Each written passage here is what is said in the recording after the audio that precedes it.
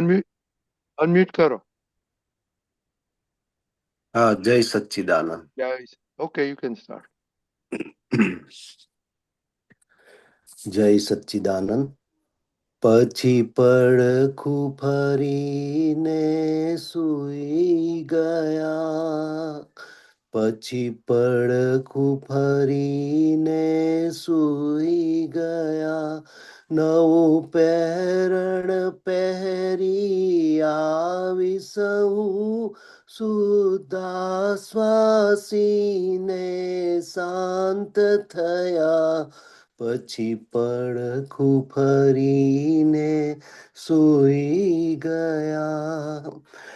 એક વચને જુમે મન કલસોર, બહુ ગુણ લે નર તે તન વિલતોર, અરૂપ કારણ વિસ્તર જગમોલ, સ્થૂળ કાર્ય રૂપી સ્રવસોર બકોર, કોઈ છે કે નહીં એવું લખવી રમ્યા, ગુણધરંબરા સહસ્ત્ર ધર્યા, નવી પરંપરા સ્વલય લહિયા, પછી પડખું ફરીને સૂઈ ગયા. હું એ કરતા માની ભ્રાંતિ જણી, ગુચ બંધ વિભાવે તીરો ભાવ, હું શુદ્ધાત્મા છું કરતા ખુદ શુદ્ધ સ્વભાવે આવિર્ભાવ, બુજી બાવા સાયંસાનંદ્યા, સ્વતઃ પરમ જ્યોતિ સ્વરૂપ દ્રવ્યા, પછી પડખું ફરીને સૂઈ ગયા. ડ્રગ દુનિયાથી પીઠ ફેરવી લઈ, પછી કેવળ સ્વાત્મા સ્વમુખ સુપાસ, સત સિદ્ધાંતોનો ઉભો પાક, જોઈ લણવાનો કર પુરુષાર્થ, સિદ્ધ કેવળ જ્ઞાન જ સજીવયા, શિવ શાશ્વત પદમાં જગી રહ્યા, પછી પડખું ફરીને સૂઈ ગયા.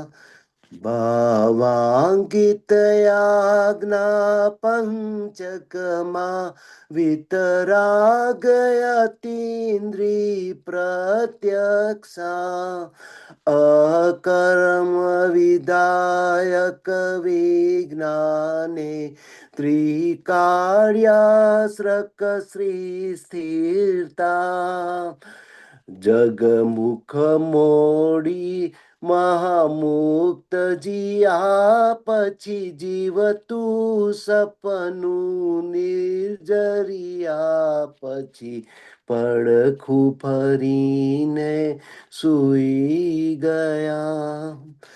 તારી ભૂલ બતલાવા આવે છે, કવિ લમણે લખેલા ભોગવટા, દુનિયા ફાની વક ધૂળ પાણી, ક્ષણી માનવ માતર પર પોટા, ચાલો સત્સંગમાં જાવાનું છે, એમ બોલી દાદા ઉડી ગયા ને એક્ઝેક્ટ એમ એક્ઝિટ થયા.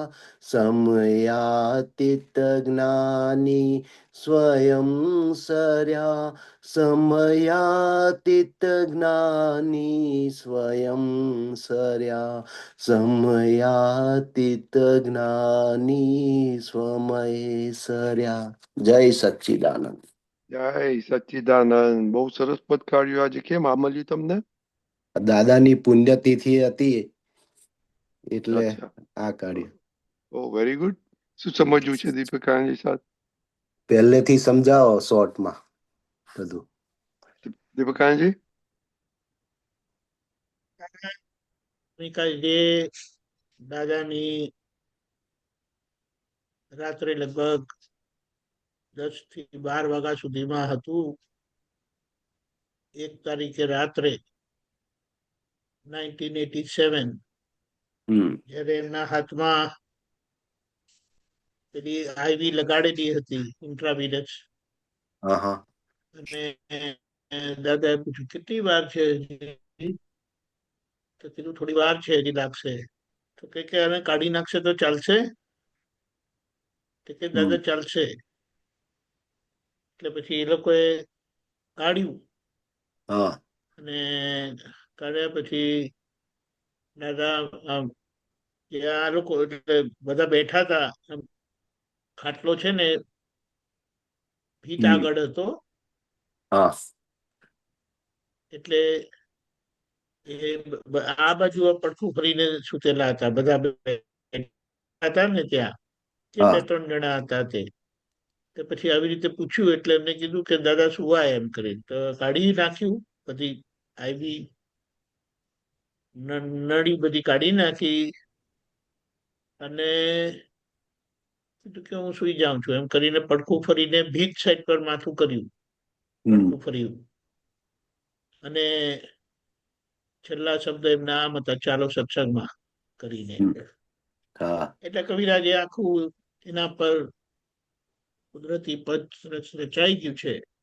કે કારણ કે પછી દાદા ઉઠ્યા જ નતા. એ જે સુતા તે સુતા.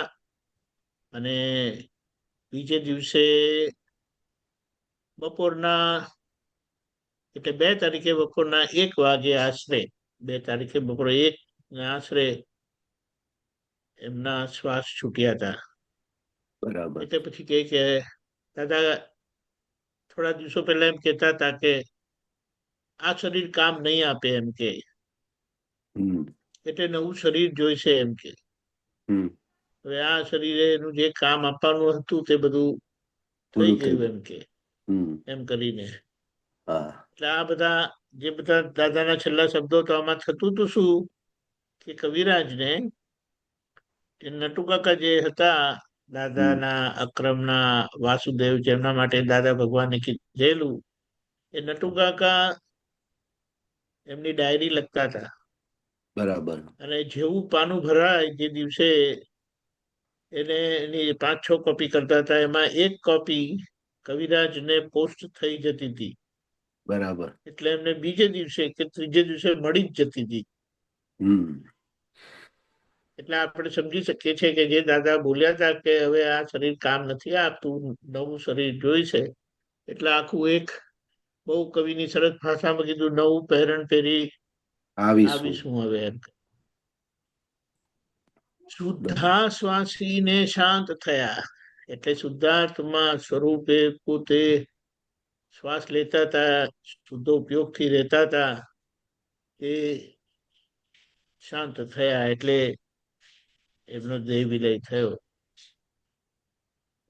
પછી અહીંયા કે એમનું વચન કેવું હતું, એમનું એક જ વચનથી મન કલછોર, એટલે મન એવું સમાધાન પામતું હતું જે ક્યારેય સમાધાન પામ્યું નહોતું, એવું સમાધાન પામતું હતું. કારણ કે દાદા જે 24 તીર્થંકર ભગવંતો સાથે બેસીને આયા અને એમના પોતાનો પુરુષાર્થ, એમની જે આખી નિરીક્ષણ શક્તિ હતી, પ્રકૃતિને ઓળખવાની, સમજવાની, અનુભવવાની, એના પરથી એમણે આખું મનનું સમાધાન અને મનનો કેવી રીતે બીજું મન ઊભું ના થાય અને માણસ મુક્ત થાય એનો આખો રસ્તો બતાડી દીધો. અને વિતરાગ ભગવંતોનું, 24 તીર્થંકર ભગવંતોનું અર્ક રૂપે આપણને એમની આખી દશા તો આપણને આપી,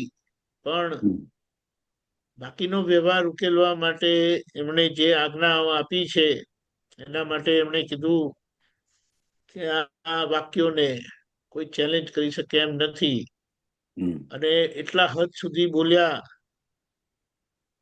આવું એમણે અહંકાર કરીને બોલ્યા નથી, હમ પણ જગતના લોકોને કંઈક ખબર પડે કે આ વચનો સામાન્ય નથી.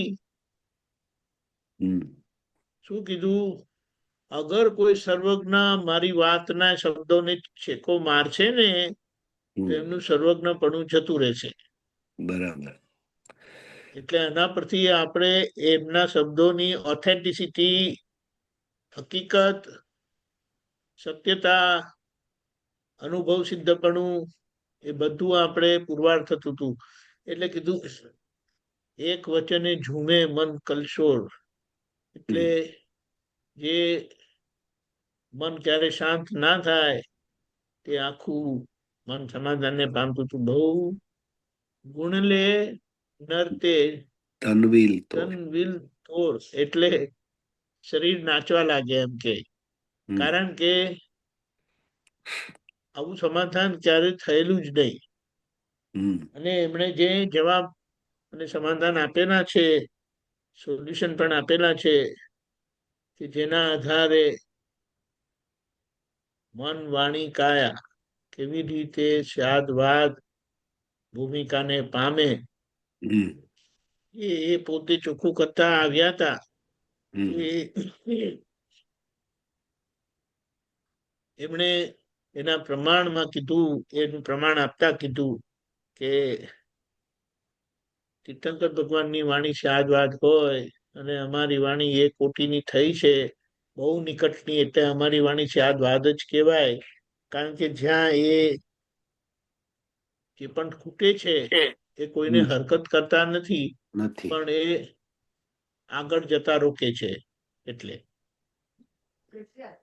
અરૂપ કારણ વિસ્તર જગમોલ. અરૂપ એટલે અરૂપીને પામવા માટે. હમ વિસ્તાર્યો વિસ્તર, જગતનું મોલ એમણે કેવી રીતે ઓછું કર્યું અને કેમ કરીને અરૂપી સમજાય, અરૂપી પદ પોતાનું સમજાય, ગજબના સમાધાન આપ્યા. સ્થૂળ કાર્યરૂપી સ્ત્રવ શોર બકો, એટલે જે એમ કહીએ આપણે કે આ સમાધાન ન મળવાથી જે બધું કચકચ, ઝઘડો, માથાકૂટ જે બધી હતી તેને શાંત કર્યું. બરાબર. કોઈ છે કે નહીં એવું લખ લખવીરા વીરમ્યા, લખ વીરમ્યા, લખીને વીરમી વીરમ્યા. ગયા. એટલે કે એને કોઈની એમણે એને શું કહીએ ઓથોરિટી માંગી નથી. હમ એમ કે આ અમે અનુભવથી વાત ખુલ્લી કરીએ છે, એટલે અહીંયા એમ કીધું કે સ્વીકારી લેવાની હોય વાત સીધે સીધી. હમ આમાં વાર્તાલાપ કે વાદ વિવાદ એવું કશું હોય નહીં. કારણ કે આ છેલ્લા અનુભવ પ્રમાણ દાદાએ ખુલ્લા કર્યા અને આપણને રસ્તો બતાડ્યો છે. હમ ગુણ ધરમબરા સહસ્ત્ર ધર્યા, એટલે એમના ગુણલા, એટલે આને આપણે શું ગુણલા ગાઈએ કે એના સહસ્ત્ર એટલે હજારોની સંખ્યામાં એવા ગુણવાળા સમાધાન એમણે આપ્યા. નવી પરંપરા સ્વર્લ્ય લહ્યા. વિરાજે તો ખતરનાક શબ્દો બધા વાપર્યા છે, હા, પણ એટલે એનો આ મર્મ જે આપણે ગણ સમજી શકીએ. ધરમબરા છે એ શું મિનિંગ બતાવે? ગણ ધરમબરા એટલે ગણધર વિશે હશે, આ ખબર નહીં. હા, એટલે જે બાબતો ભગવાનની ગણધન ભગવંતોએ આપણના પાસે આવી હતી તે આખી અર્ક રૂપે આપણને મળી છે. બરાબર. અને નવી પરંપરા વલ્લય આક્રમની વાત દાદાએ ખુલ્લી કરી, બાકી કશે એ બહાર આવી નહોતી.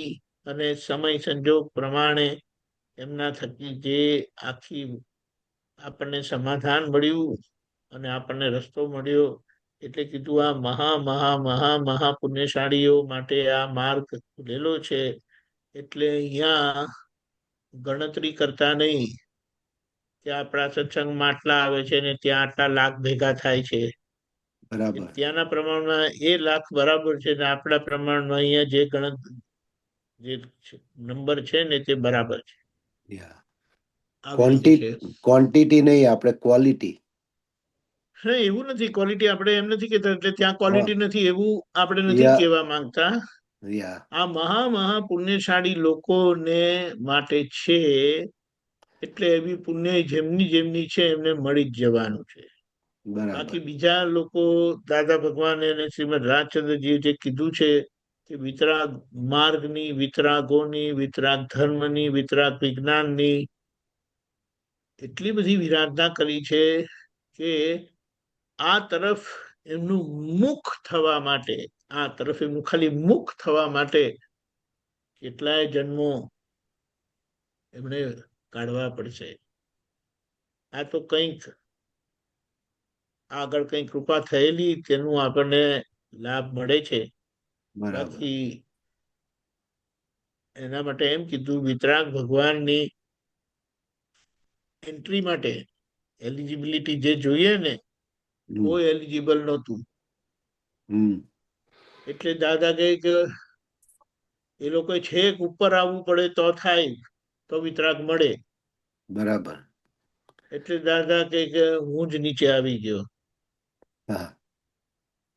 એના આપણે ફાવી ગયેલા છે, તો હવે આપણે કેવી રીતે રહેવું એને ખૂબ સમજીને જીવી જવાનું છે. અને કેમ કરીને લોકોને હવે એનો લાભ મળે એ માટે કરવાનું છે. એટલે આગળ જોઈએ આપણે. હું એ કરતા માની ભ્રાંતિ જણી, હું એ એટલે હું કરીને જે ભ્રાંતિ જણી, કુછ બંધન વિભાવે તીરો ભાવ, દેટ હાવ આય, હું એવો થયો.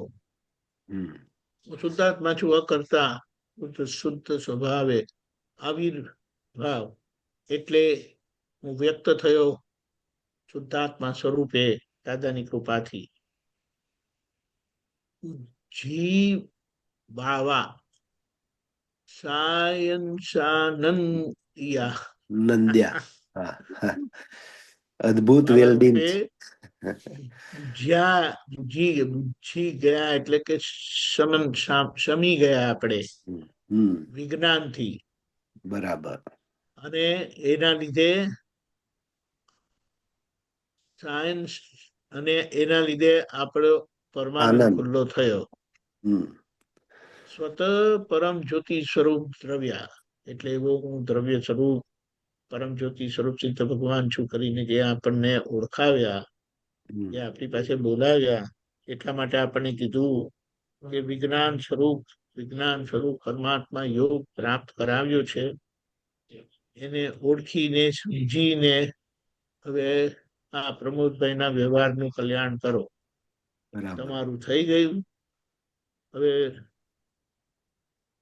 પ્રમોદભાઈને તમારા શિષ્ય નંબર 1 બનાવીને એમને સરખા કરો. અને એ સરખા થયા તો આજુબાજુ વાળા સરખા થઈ જ જશે.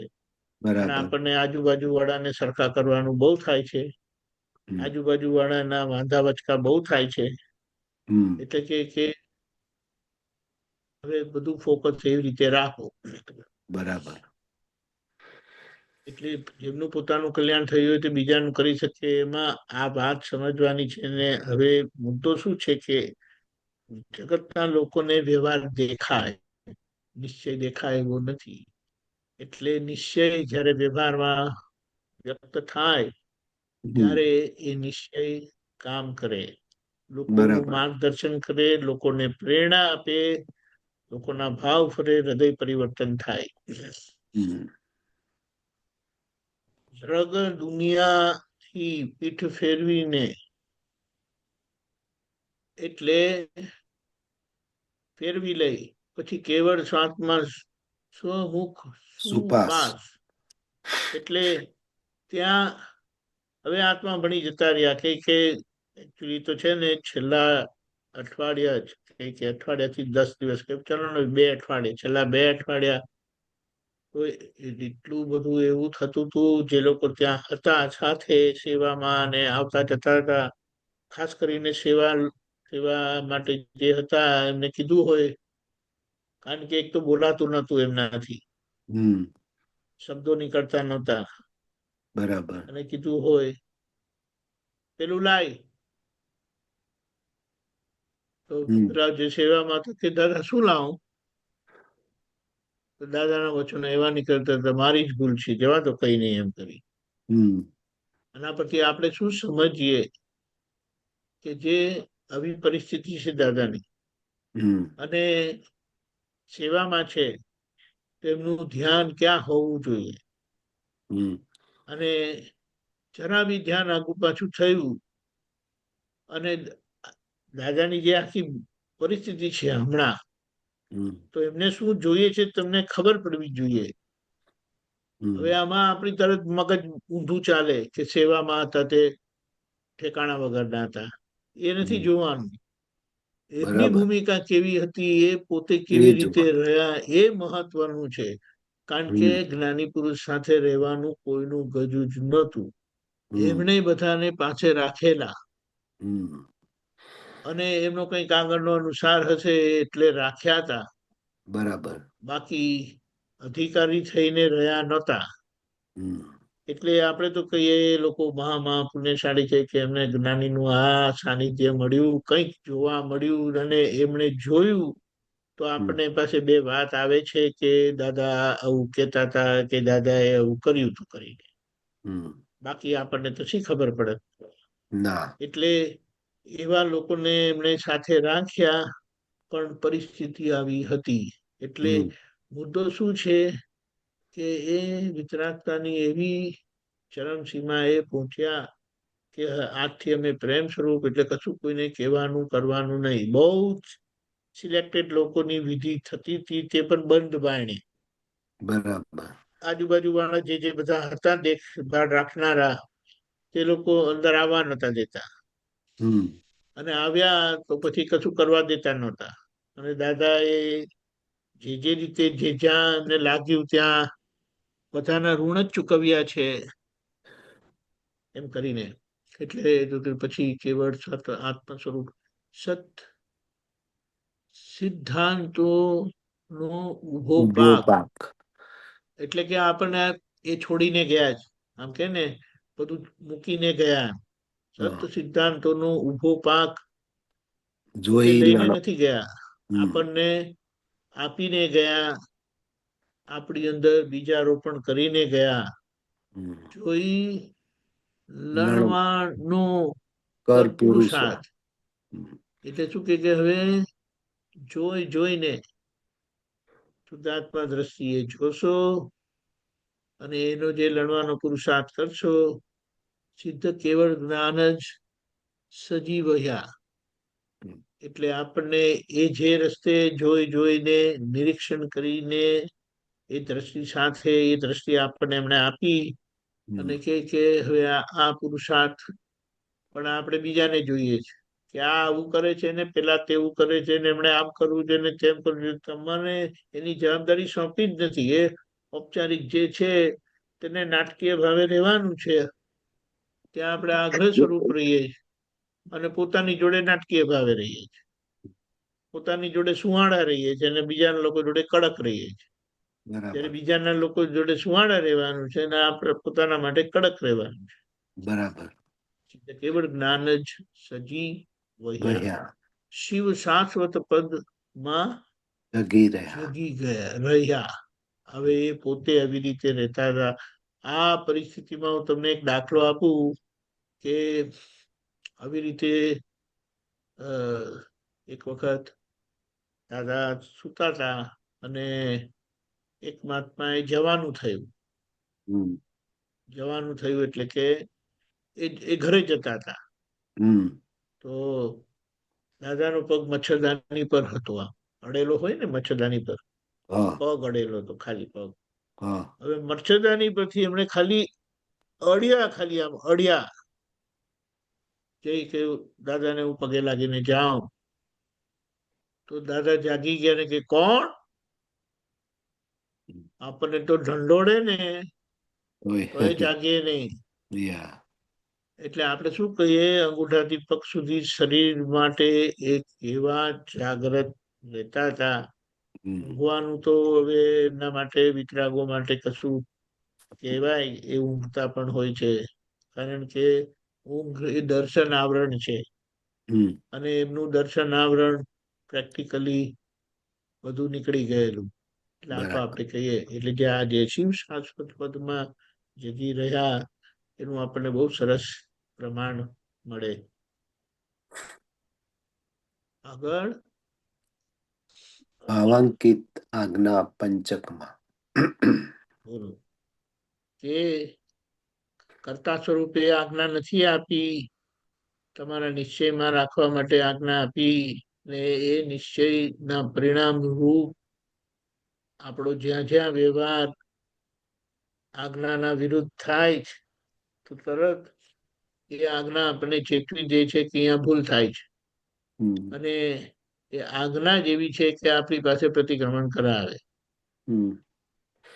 હવે એટલા માટે જો શું કીધું, વિતરાગ અતિન્દ્રિય, જે અતિન્દ્રિય એટલે કે જે ઇન્દ્રિય જ્ઞાનથી નથી પણ એ પ્રત્યક્ષ રૂપે આપણે અંદર પ્રગટ થયા અને આપણે એને જેમ જેમ જેટલા શુદ્ધ ઉપયોગથી આજ્ઞા પ્રમાણથી રહ્યા તો ત્યાં આપણે શુદ્ધાત્મા સ્વરૂપે જીવી જઈશું અકર્મ વિધાયક વિજ્ઞાને. એટલે વિજ્ઞાનથી તો અંદર જાગેલા છે પણ બહારનો ભાગ અકર્મ એટલે કર્મથી છૂટતા જઈએ છે, કર્મ ભૂસાતું જાય, એ હિસાબ સમતો જાય છે, એ હિસાબ છૂટતો જાય છે અને આપણી એટલા આપણે ખુલ્લા થતા જઈએ છે.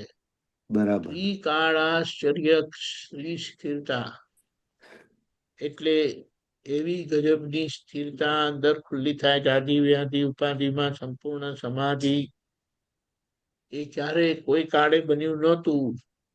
એવી સ્થિરતા આખી ખુલ્લી થાય છે આજ્ઞાના પરિણામે. જગમુખ મોડી મહામુક્ત જીયા,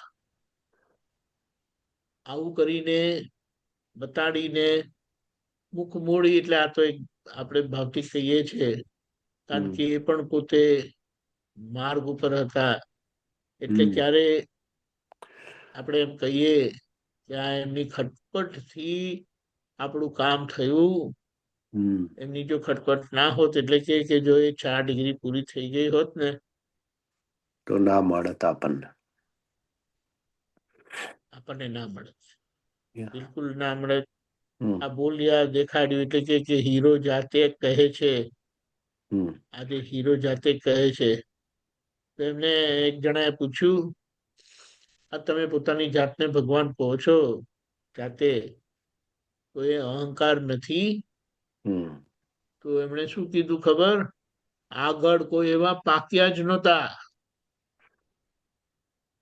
આગળ કોઈ એવા પાક્યા જ નહોતા કે પોતાના માટે કહી શકે કે આમ છે, અને છે તો કહેવામાં કોઈ ગુનો નથી. બરાબર. અને ત્યાં હતું નહીં માટે બોલી શક્યા નહોતા. અને જ્યારે થયું ત્યારે સંપૂર્ણ વિતરાગ થઈ ગયા.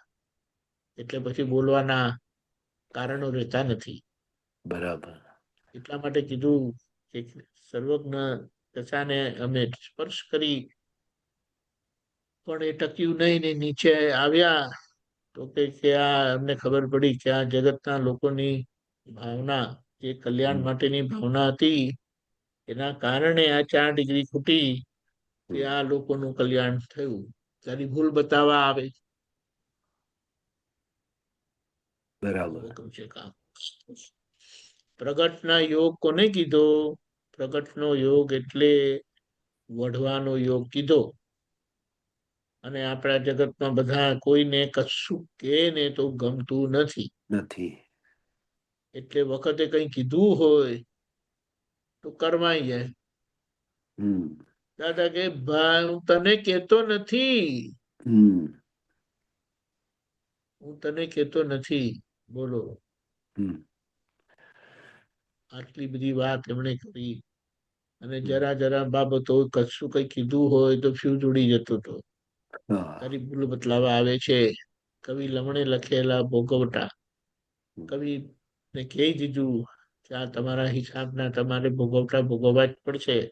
હમ અને તેથી એ સ્થિર પણ થયા અને હમ એના કારણે આ બધા પદો એમના લખાયા, જે એમનો આગળનો જબરજસ્ત અનુસાર હતો. એમ કે બહુ મોટા પુરુષોની જોડે બેસીને આવેલા છે કવિરાજ પણ. અને બરાબર. આજે દાદા પાસે આવતા એમની એ કૃપા પ્રાપ્ત થતા એ બધી વસ્તુ ખુલ્લી થઈ, દુનિયા સમક્ષ આવી. દુનિયા ફાની, વા ધૂળ ધૂળ પાણી, પાણી. એટલે દુનિયા આવી છે. પેલું કે ને હવા પાણી જે કહે છે હમ ને, યા આવી જ જતી રહે પાણી જેવી સરી જાય. ક્ષણી માનવ માતર પરપોટો, એટલે આ ક્ષણભંગુર માણસનું જીવન મળ્યું છે તે પણ પરપોટા જેવું. સમાન છે. અને હમ આવી પરિસ્થિતિ છે તો યા કે પોતાની ભૂલ સમજીને આવા કોઈ દિવસ મળ્યા નતા તે હમ આપણને દેખાડે છે. તો એને જોઈને હવે એનો પક્ષપાત ના કરશો, કારણ કે હવે ખરેખર આપણને આપણું સ્વરૂપ આપીને, સ્વરૂપમાં સ્થિર કરીને એમણે ભૂલો દેખાડી છે. ખબર છે અમુક અમુક દિવસે દાદાએ જે વાતો કરી છે, ભૂલો જે બધાની અંગત ભૂલો હોય છે એની વાત કરી.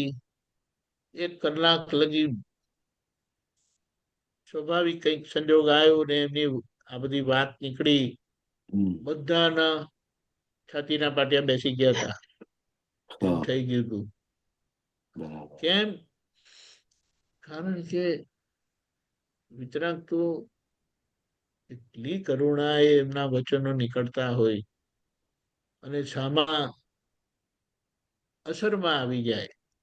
હમ મારાથી આવી ભૂલ થઈ છે એટલે કહેવાનું શું, આવી ભૂલ જ્યારે સમજાય ત્યારે એટલી જ શક્તિથી, સ્થિરતાથી અને હૃદયના ભાવથી પ્રતિક્રમણ કરીને આ વ્યવહારને ચોખ્ખો કરવાનો છે. એટલે બરાબર. ચાલો સત્સંગમાં જવાનું છે. અરે અને એમ કીધું કે આટલું છેલ્લા એમના શબ્દો હતા, એમ બોલી દાદા ઉડી ઉડી ગયા. ગયા. એટલે સુધી કીધું તું એમને એક વખતે અમારે પાછું અહીંયા જ આવવાનું થાય ને તો પણ આ એમ પટેલ જેવું ઐશ્વર્ય ભૂમિકા હોવી મુશ્કેલ છે. આ તો ઓહ. એક અપવાદ રૂપે નેચરલ કંઈક જગતના લોકોનું કલ્યાણ થવાનું છે એટલે એમનું આવવાનું થયું. આ એ પોતે પોતાના માટે કે જ કે હમ વખતે જો ફરી મારે અહીંયા જ આવવાનું થાય ને તો આવું પદ હોવું મુશ્કેલ છે. હમ એટલે કે ચાલો સત્સંગમાં આપને બોધ આપી દીધો કે સત્સંગમાં પડી રહેજો, હમ સાચું ખોટું ના જોતા. અને સત્સંગનો મહિમા એ છે કે તમને તરત તમારી ભૂલ તમને સમજાઈ જાય, ખબર પડી જાય અને ત્યાંથી પાછા વળજો. અને એવા એક્ઝેક્ટ, એટલે આજે કીધું કે હવે ફરી એમ પટેલ રૂપે આટલા પ્રિસિશન, એક્ઝેક્ટ. એક્ઝેક્ટનેસ વાળા પોતાના માટે એમ કહેતા હતા કે અમારું પૂતગલ ટ્રાન્સપરન્ટ થયું છે, આ વર્લ્ડ ઓબ્ઝર્વેટરી છે. હમ અને કેટલાક લોકો કંઈક આપવા આયા કંઈક પણ રીતે, તો એમણે કીધું એક જગા ચોખ્ખી રાખો, કારણ કે આ અવતાર, આ જન્મ અમારો આપવા માટે છે, લેવા માટે નથી. અને તોય ભાઈએ ખૂબ આગ્રહ રાખ્યો. ધોતિયું લાવેલા જે દાદા પહેરતા હતા ને એમાંનું જ. તો દાદાએ લીધું ને એમને કીધું, બીજા સેવામાં હતા એમને કીધું જા પેલામાંથી બેગમાંથી ધોતિયું લઈ આવ. ત્રણ રાખતા હતા, એક પહેરવાનું, એક ધોવામાં હોય ને બીજું અંદર હોય. હમ આ એમની પ્રોપર્ટી હતી, બીજું કશું નહીં. એટલે એક્ઝેક્ટ, એટલે આટલા પરફેક્ટ દાદા એમ પટેલ એક્ઝિટ થયા સમયાતીત, એટલે કે જે સમયથી પર એવા જ્ઞાની હતા, તે સ્વમય સ્વમય સર્યા. પોતાની અંદર સર્યા, એટલે આત્મામાં સર્યા, આત્મ સ્વરૂપે પોતે એક્ઝિટ લીધી. બહુ જબરજસ્ત છે. પણ આપણે આ વાત સમજીને કેમ કરીને જાગ્રત રહીએ, આજુબાજુ ના જોતા પોતાની અંદર જ જોયા કરીએ, અને એવા રહ્યા, અને અહીંયા ચોખ્ખું થયું તો બહાર આપણને જોઈને ચોખ્ખું થયા વગર રહેવાનું જ નથી. એટલે એવી રીતે આપણે સ્વ અર્થે જીવી જઈએ. જય સચ્ચિદાનંદ. જય સચ્ચિદાનંદ. બહુ સરસ. આ એમની અંતિમ દશાનું બહુ અમને બહુ જાણવા મળ્યું આજે પહેલી વખત, એટલે અહો અહો થઈ ગયું. બહુ સરસ.